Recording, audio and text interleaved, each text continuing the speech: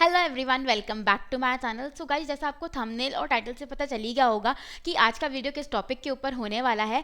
तो अब बिना किसी देरी के मैं आपको बताती हूँ अपना पर्सनल एक्सपीरियंस और जो मैंने अपने आसपास देखा है वो उन सब के बारे में आपको बताने वाली हूँ। तो ये कोई मतलब बहुत मैंने स्क्रिप्ट नहीं करी है, कुछ सोचा नहीं है, जस्ट मैं रैंडमली बैठ गई हूँ आप लोगों के साथ डिस्कस या फिर आप लोगों को बताने के लिए कि जब आप एक्चुअली अपना जेआरएफ क्वालिफाई कर लेते हो या फिर अगर आप नेट एस्पिरेंट हो, आप नेट क्वालिफाई कर लेते हो, तो उसके बाद चीज़ें कैसी होती हैं जो हम देखते हैं सुनते हैं यूट्यूब वीडियोस में एंड रियलिटी में क्या डिफरेंस होता है, या उससे भी अच्छा होता है उससे भी बुरा होता है, मतलब कैसे सारी चीज़ें होती हैं और मेरे साथ पर्सनली क्या हुआ है वो सब मैं आपको इस वीडियो के अंदर बताने वाली हूँ। तो बिल्कुल ये रॉ और अनफिल्टर्ड वीडियो होने वाला है। तो अब मैं जल्दी से आपको बताती हूँ। सो मैंने अपना जो जेआरएफ का एग्ज़ाम था वो दिया था 9 जनवरी 2025 में, और जो उसका रिजल्ट आया था वो आया था फेब में।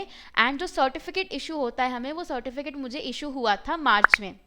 आई थिंक मे बी 22 मार्च, मुझे पक्का डेट तो नहीं याद है, बट हाँ फेब के एंड में रिजल्ट आया था एंड मिड मार्च के अराउंड या फिर एंड वीक में मार्च के मेरा सर्टिफिकेट आ गया था मेरे पास जेआरएफ क्वालिफायर का। उसके बाद आपको बेसिकली क्या करना होता है ना कि जब आपका नेट या जेआरएफ क्वालिफाई हो जाता है तो ऐसा नहीं है कि आपको घर बैठे ऑफर्स आने लग जाएंगे, आपके पास सारे कॉलेजेस आ जाएंगे कि हमारे पास आके जॉब कर लो या यहाँ से पीएचडी कर लो। ऐसा कुछ भी नहीं होता है। आपका जैसे ही रिजल्ट आता है ये वाला, तो आपको अगर आपने नेट क्वालिफाई किया है, सपोज आपने टारगेट किया था नेट क्वालिफाई करने का, और अगर आपने नेट क्वालिफाई किया है तो आपको जाके कॉलेजेस में अप्रोच करना पड़ेगा कि I have qualified my net examination in this particular stream या ब्रांच, जो भी आपकी स्ट्रीम थी, एंड आप प्लीज़ मुझे एज अ प्रोफेसर या फिर असिस्टेंट प्रोफेसर आप मुझे यहाँ पे अपॉइंट कर लीजिए।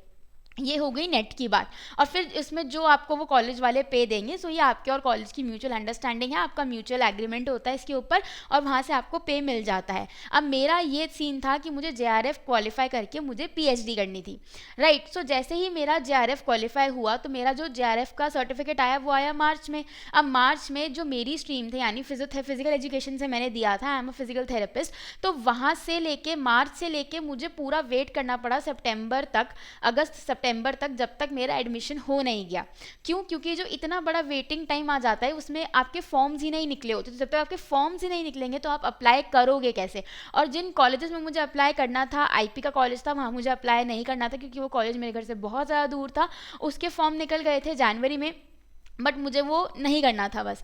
तो जिन कॉलेजेस को मैंने टारगेट किया था, गवर्नमेंट कॉलेजेस को, उनके फॉर्म निकलने थे जून जुलाई में, तो इतना टाइम मुझे वेट करना पड़ा था। अब क्या होता है, जब हमारा जेआरएफ क्वालिफाई होता है ना, तो हम ये सोचते हैं कि अब हम किन किन कॉलेजेस के फॉर्म भरेंगे, कौन कौन से कॉलेज में हमें जाना है।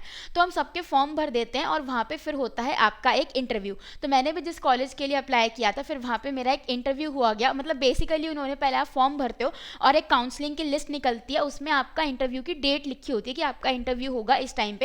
सो इंटरव्यू पे बेसिकली होता क्या है कि आपको पूरा अपना रिसर्च का प्रपोजल टाइप या फिर थोड़ा एक आइडिया उनको देना पड़ता है कि हाँ मैं इस टॉपिक से रिलेटेड रिसर्च करना चाहती हूँ, इसमें ये चीज़ें होंगी, मतलब पूरा एक प्लान आउट आप बना के देते हो उन्हें अपना प्रपोजल टाइप, और आप वो वहाँ पे अपने इंटरव्यू में प्रेजेंट करते हो। फिर वो आपसे क्रॉस क्वेश्चन करते हैं कि अच्छा ऐसा है, ये है, वो है, मतलब सारी चीज़ें वहाँ पे सॉर्ट आउट हो जाती हैं। उसके बाद दोबारा एक लिस्ट निकलती है काउंसलिंग की, उसमें अगर आपका नाम होता है, डिपेंडिंग कि उन्होंने जनरल की सीट निकाली है नहीं निकाली, ओबीसी की सीट है उस नए कॉलेज में नहीं है, एससी एसटी की सीट है नहीं है, और कितनी वो सीट्स निकालते हैं, तो उसके बेसिस पे फिर आपकी काउंसलिंग लिस्ट निकलती है और फिर आपका एडमिशन हो जाता है। तो मेरे साथ भी यही हुआ, मैं कॉलेज गई, मैंने अपने वहाँ पे इंटरव्यू का राउंड दिया, इंटरव्यू दिया, उसके बाद काउंसलिंग की लिस्ट निकली, वहाँ पर मेरा नाम था, फिर उसके बाद मेरा एडमिशन हो जाता है। अब जो बच्चे जेआरएफ क्वालिफाई करते हैं उनका सबसे मेन कंसर्न या क्राइटेरिया ये होता है कि हम जेआरएफ तो कर रहे हैं बट साथ में हमें स्टाइपेंड भी मिलता है, तो उसकी वजह से भी हम पीएचडी करने में इंटरेस्टेड होते हैं कि चलो कमाई भी हो रही है साथ में पीएचडी भी हो रही है। और यही थॉट मेरे दिमाग में था, एंड आई थिंक कि अगर आप एक जेआरएफ एस्पिरेंट हो तो आपके भी दिमाग में यही थॉट होगा कि चलो पैसे भी मिलेंगे और हमारी आगे की हायर स्टडीज भी हो जाएंगी। बट यार यहाँ पे ना एक बहुत मेन ट्विस्ट आता है कहानी के अंदर। बात ये होती है कि जो आपका कॉलेज है, जिस कॉलेज से आप पीएचडी कर रहे हो, उनको पूरा ना एक फाइल वर्क प्रिपेयर करके देना होता है यूजीसी को, और फिर उसके बाद जो आपकी स्कॉलरशिप है या स्टाइपेंड मनी है वो आना स्टार्ट होता है। जैसे ही आपका पीएचडी में एडमिशन हो जाता है कॉलेज में, तो जिस डेट से आपका एडमिशन हुआ है उसी डेट से जो आपकी स्कॉलरशिप है वो बननी स्टार्ट हो जाती है। अब ऐसा ही नहीं होता कि एकदम से हम कॉलेज में गए और पहले महीने में ही हमें हमारा स्टाइपेंड मनी मिल जाता है। ऐसा यूजुअली हर किसी, मतलब बहुत ही कम कॉलेजेस हैं जिनमें ऐसा होता होगा, वरना ऐसा किसी कॉलेज में नहीं होता, क्योंकि बहुत सारा डॉक्यूमेंटेशन, पेपर वर्क वगैरह जाता है, तो उसमें काफ़ी टाइम लग जाता है। अब ये वेरी करता है कि कितना टाइम लगता है, depend upon college to college. किसी में 2-3 महीने लगते हैं, किसी में 5 महीने लगते हैं, किसी में 9 महीने तक भी लग जाते हैं। सो ये आप एक आइडिया लेके चलना, क्योंकि ये बात मुझे नहीं पता थी। मुझे कॉलेज में एडमिशन लेने के बाद जब मैंने इधर उधर बहुत सारे स्कॉलर से पूछा, बात करी, तब मुझे ये बात रियलाइज़ हुई कि जो हम सोचते हैं कि हाँ हमें पैसे मिलने लग जाएंगे, तो हाथ की हाथ वो नहीं मिलते हैं, राइट। तो इस चीज़ का ध्यान रखना कि ऐसा नहीं है कि तुमने पहले महीने में ही पीएचडी में एडमिशन लिया और पहले महीने में ही तुम्हें पैसे मिलने लग जाएंगे स्कॉलरशिप के, ऐसा नहीं होता है। करना क्या होता है, तो जेआरएफ की स्टाइपेंड को फैसिलिटेट करने के लिए आपको एक यूजीसी की वेबसाइट पे 12 गाइडलाइंस का एक एनेक्जर होता है, वो डाउनलोड करना पड़ता है और उसके पीछे काफ़ी सारे फॉर्म्स लगे होते हैं, तो आपको वो सबमिट करके देने होते हैं। बट उन फॉर्म्स के ऊपर आपके होते हैं गाइड के साइन। तो अगर आपने पीएचडी में एडमिशन लिया है और आपके अभी तक गाइड अलॉट नहीं हुए हैं, जैसे जो भी आपका गाइड बनेगा, जो भी मैम सर गाइड बनेंगे, अगर वो अलॉट नहीं किए गए हैं तो आपकी फाइल आगे नहीं बढ़ सकती। यानी कि अगर गाइड अलॉट नहीं हुआ है तो आपकी जो जेआरएफ की स्टाइपेंड मनी है वो आपको नहीं मिलेगी। तो जितना जल्दी गाइड अलॉट होगा उतना जल्दी आपका जो जेआरएफ का स्टाइपेंड अमाउंट है वो आपको मिलना स्टार्ट हो जाएगा, ठीक है। उसके बाद भी बहुत सारी चीज़ें होती हैं, बहुत सारा टाइम उसमें भी जाता है, तो इट इज़ बेटर कि जो आपका गाइड की अलॉटमेंट है वो जितनी जल्दी हो जाए इट इज़ बेटर, क्योंकि फिर आगे फाइल वर्क वगैरह में बहुत टाइम जाता है। तो वो आप इस चीज़ का ध्यान रखना अगर आपका जेआरएफ क्वालिफाई हो जाता है तो। आप लोगों में से बहुत सारे लोगों को ये भी डाउट होगा कि जो जेआरएफ का स्टाइपेंड है वो मिलता कितना है। तो देखो, depending in which city you are living, tier 1, tier 2, tier 3, तो ऑन एन एवरेज मान के चलें तो 40 से 50,000 के बीच में जो आपकी जेआरएफ की स्टाइपेंड होती है वो आपको मिलती है।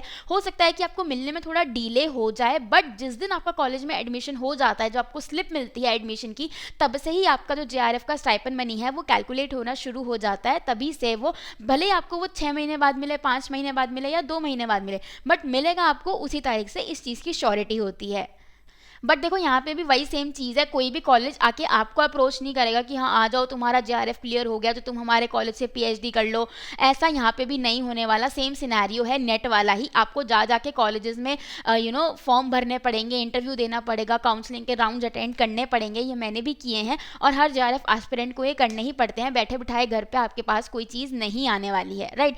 तो ये आई होप आपको एक क्लियर इमेज मिल गई होगी कि जेआरएफ की तैयारी कर रहे हो आप लोग अभी, तो जेआरएफ अगर आपका क्लियर हो जाता है तो उसके बाद इन रियलिटी क्या होता है, क्या नहीं होता है, वो सारी बातें मैंने इस वीडियो में आपको बताने की कोशिश करी है। इसके अलावा अगर कोई डाउट है, कोई चीज़ नहीं समझ आ रही, कुछ डिलेमा है, तो आप मुझसे ज़रूर कमेंट्स में पूछ सकते हो। और ऐसे ही इन्फॉर्मेटिव वीडियोज़ के लिए मेरे चैनल को भी सब्सक्राइब कर देना।